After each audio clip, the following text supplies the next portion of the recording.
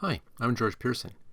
In this Adobe Photoshop tutorial, I'll be showing you how to make this custom designed photo backdrop, which you can then put in behind your portrait photographs, just like that.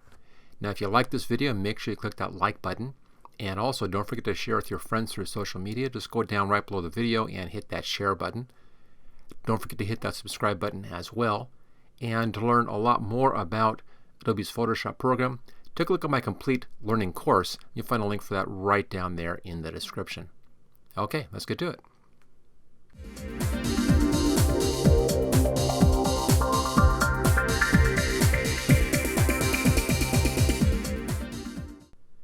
To make this custom background, let's start off with a brand new file. I'll just close this one down. Don't need that right now. We'll come back to that photograph a bit later.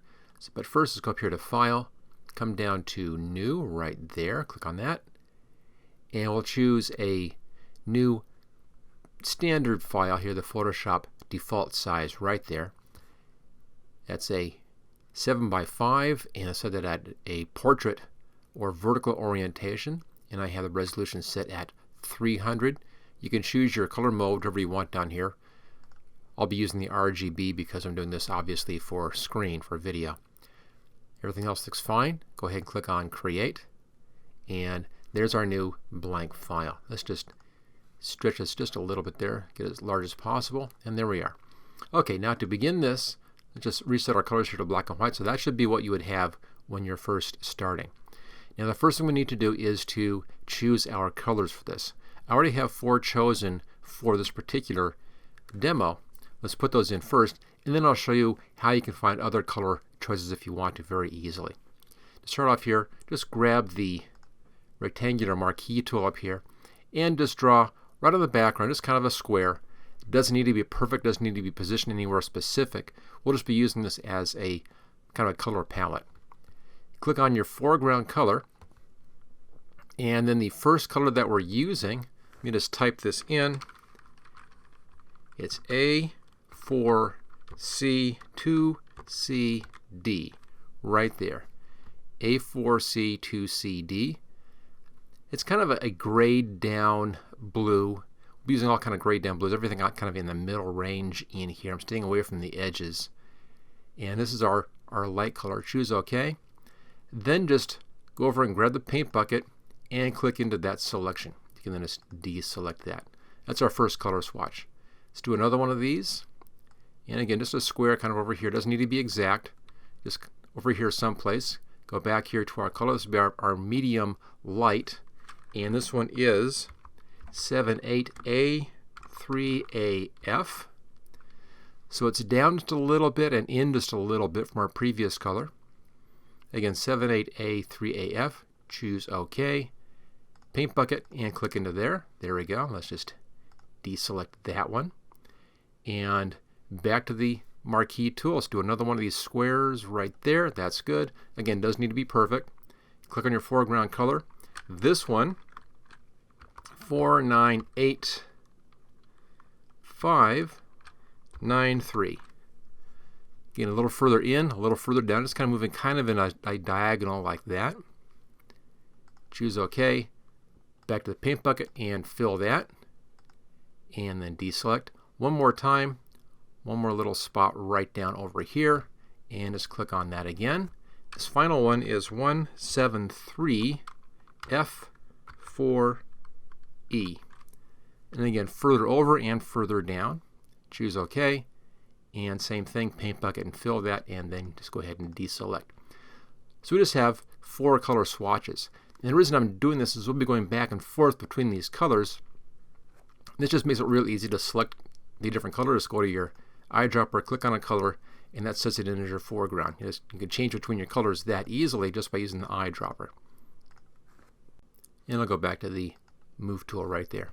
Now if you want to find different color choices, you're not really sure about choosing colors, let me show you an easy way to do this. Just go up to Window and Extensions and look for the Adobe Color Themes.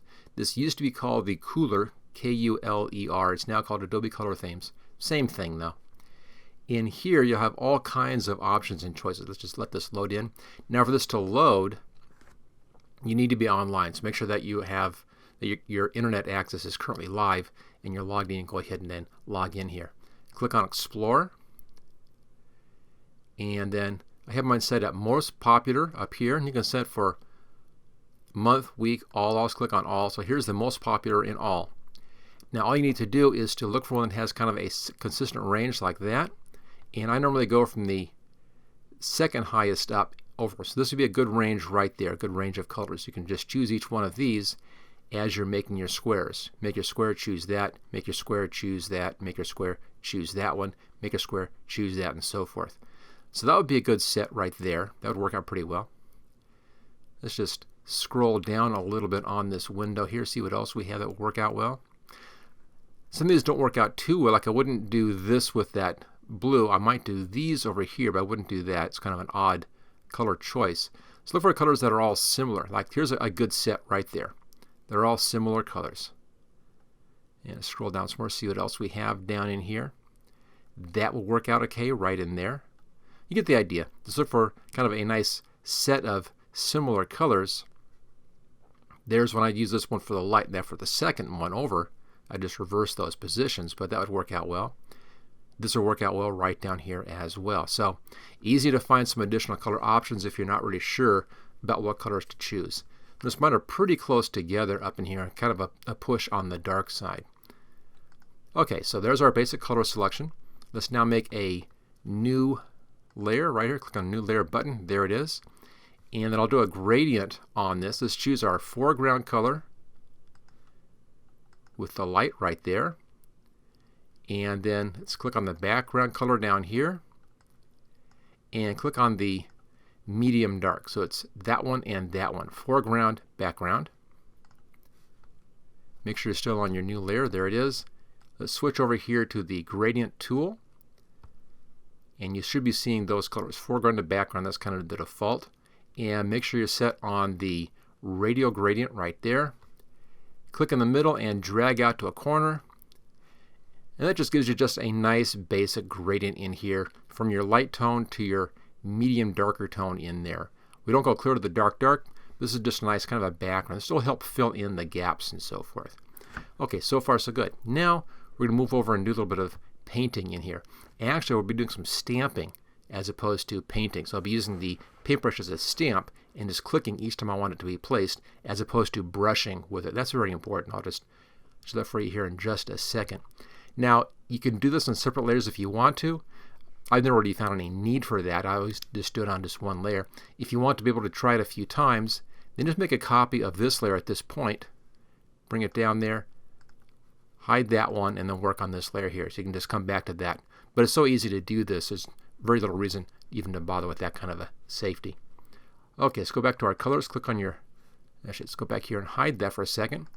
Background right there. Click on your foreground. Make sure you're on your foreground color. And then back to our working layer up here. Let's now go up to the paintbrush. And looking at our brushes up here, let's go clear to the top. Here's all of our brushes. Now just kind of scroll down, and I'm working in CC 2018 right now. If you keep on going down and further and further and further, get to these guys in here, go past that stuff, and you begin getting into some textured brushes. And that's where you want to be. You want to be in the textured brushes. Now there are some special ones that are included here with 2018. I'll come down to those. It's in the dry media brush section, and there are these Kyle's things. Kyle Bonus Chunky Charcoal is the one that I'm using. But any nice large texture brush is what you want on this. A lot of different brushes give you different effects, but the same basic concept is working here. I have mine set at 400 pixels right up there. As you can see, there's that size of that brush. Now, let's just close that down, so that's all ready to go. Now, we'll be stamping this like this. Just click, click, click. That's what we're doing. We're not going to be painting like that because it gives you a more of a solid mess. I don't want to be doing any painting. Just clicking. Let's just undo that one brush. Now I want to also have some variety in here so it doesn't look too static, too repetitive. Go to the window menu, click on brush settings, or hit the F5 key. Bring up our brush settings in here. And click on shape dynamics and set your your things here at about 40% on down. Doesn't need to be exact. You know, this is 40, that's 41, that's 41, that's 40. About 40% is what you want in here. On the size jitter, maximum, minimum diameters, angle jitter, roundness jitter, just set all of those at about 40%. And it gives you a little bit of variation in there. Now, all we do is we'll just start in the middle here. Notice how the brush is kind of spinning around and changing the size a little bit. Now, the very center here is the same color as the brush, so this won't be showing there. And I'm just going to paint around like this. Now, this first step here, this takes the most time because we're doing the most fill on this. As we get to the darker brushes, we'll be doing less and less on this. I'm just kind of moving around, just stamping it and letting it kind of fill in. That doesn't need to be perfect. A little bit of variety in here is fine. If you have some lighter and darker areas, that's just fine. But we're basically putting in a textured pattern here, a real random textured pattern. Clear to the outside, just doing the whole page this way. And just kind of work around. We'll be doing this for all 4 colors, and then we'll be doing a fix on the page and then going over this a second time around, and then a fix, and then a third final time. Okay, that looks pretty good. Just about done there. That's the first pass on our first color. Let's now hide that. Here's our background. Grab the eyedropper, click your second color right there. Back to your paintbrush, back to our layer, and then starting out here a bit further, same thing but not quite as much, and just kind of go around in a circle and take it further out and just work your way around until you're clear out at the outside. Now, you may not really see what's going on here. That's fine, but it is putting these things in, and it's giving us some nice randomness on this. And let's work clear out to the edges. As you can see, I'm not going as solid on this pass. The most solid pass is that very first pass. Okay, let's hide that again. Back to the eyedropper. Go to our next color right there. Back to our paintbrush and back to our layer again. And come out a bit further this time. You can see that a bit more in here. And let's just take this around a bit. And just keep on just going around and take clear to the outside edge. And just work your way around on that. And you can come in a little if you want to in spots like that. Adds a bit of variety if you come in just a bit. And work around the outside. That's good. Okay. Hide that again. Back to the eyedropper. And our final color. This is the outside color. Back to our paintbrush and back to our background. Now this one I'm going to start way outside here. And I'll mostly get up around the top. Like this. Pull it down into the side a little bit. Just like that. And just a little bit here, not much. And then into the bottom area. And again, I'm just stamping it, just clicking on the mouse and just using it as a stamp. And then take a little bit of time and get it fairly dark around the bottom edge and around that top edge. And maybe a few can peek in here a little bit, that's fine as well. And a little bit more up on the top. Okay, so that's our first pass on this. Looks pretty good. Now go up to the filter menu, come down to blur and Gaussian blur, and set this at 9. So it's pretty blurry, and choose OK. Okay, that's our first pass. We'll do a second pass now on this one. In the second pass, we'll be going back to our original light color. So eyedropper, there it is right there. Back to the paintbrush, back to our thing, and then just the same thing. Not quite as much this time. You don't have to go quite as heavy on this, but the same exact thing we did before. Just kind of work around. And this just paint in. Now this one you don't have to go clear out the outside edge. Just right around in like about that much is pretty good on this. You're kind of coming into the dark areas. You're seeing some of those light spots in there. Okay, let's go back to our color palette again. Next color right there, paintbrush. And starting out a bit further, come around, just painting a bit more of these dots in here. Again, take a little bit further out this time. So see, we have some fuzzy ones in the background that have been blurred out, and then we have these that are not blurred in front of the fuzzy ones. It gets a bit of a depth to it. And that looks pretty good. Okay, same thing again. Switch over to our next color right there. Paintbrush, back to our layer. And let's come in with some of these darker tones. And again, you can pull them in a little bit if you want to, just to add some variety into the middle section in there. But keep these mostly outside. So it goes light in the middle and then darker towards the outside. Again, it doesn't take as much on this pass. Okay, one more time. Eyedropper, darkest color right there. Back to the paintbrush, back to our layer, and let's come in and put in some of our dark stuff again. And doesn't need as much as before. I'm pulling it a little bit further in this time. There we go. Just again, just some variety in there, in around the top.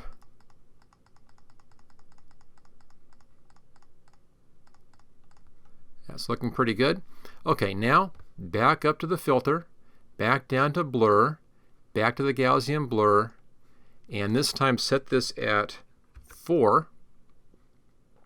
So we have real blurry in the back, a little less blurry in front of that. Let's now hide this, and one more time. Click on your light color right there, back to the paintbrush, back to our layer, and starting in the middle, let's just work some of this in. And we'll use this to kind of smooth things out at this point.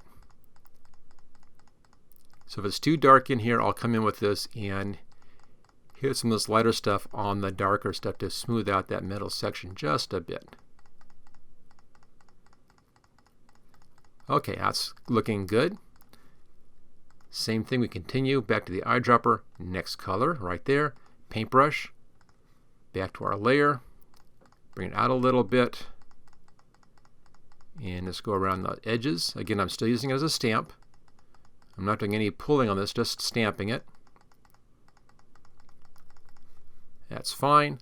Next color right here. This is the last round, so don't worry about that. We're just about done here. Back to our paintbrush. Add a bit further. Maybe a few of these just coming in just a little bit for some, again, variety in there. There we go. And final color. There it is. Paintbrush. And just do a few of these right out the outer edge here. Just a little bit kind of popping in and around in spots.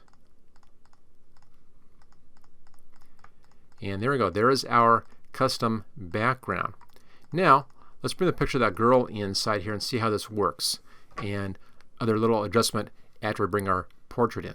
So let's go over here to our girl picture. I'll just drag her down and drag it in like that. She's a little bit too small. That's fine. Just do a Control T to bring up our control handles.